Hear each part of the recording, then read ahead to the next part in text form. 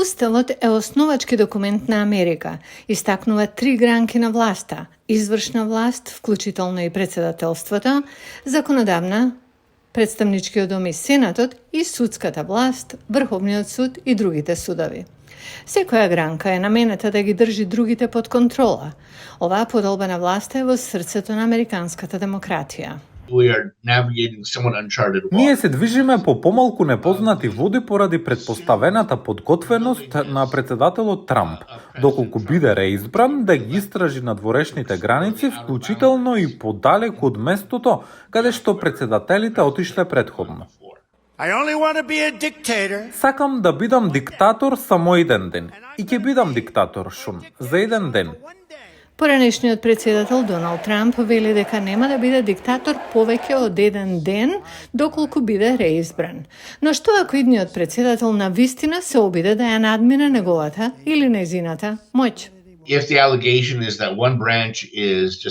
Ако тврдењето е дека една гранка едноставно ќе трча грубо околу поделбата на власта, искрено не знам дали се уште е утврдено дали нашиот систем е доволно силен да го издржи тоа.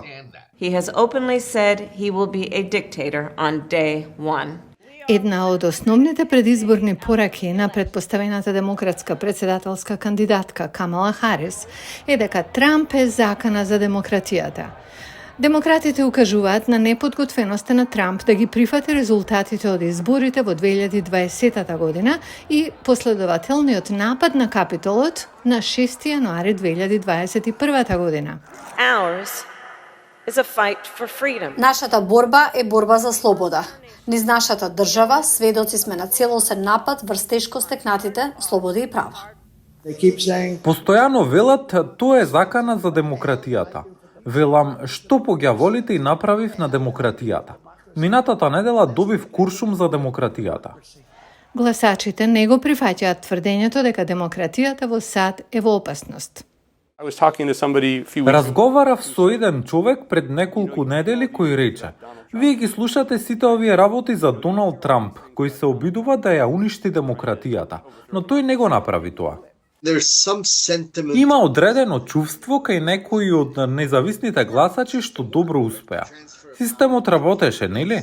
Преносот на власта на вистина се случи, така што ние сме добро. Не е лесно за популистички лидер да ја уништи демократијата, според Курт Вејланд, која проучува демократијата и авторитарното владење.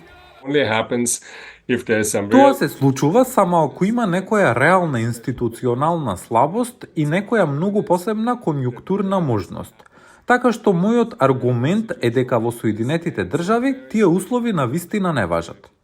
Вејланд вели дека голем број фактори го ограничуваат председателот да ја преземе целосната власт, вклучувајќи ги и добрите актери во јавните улоги.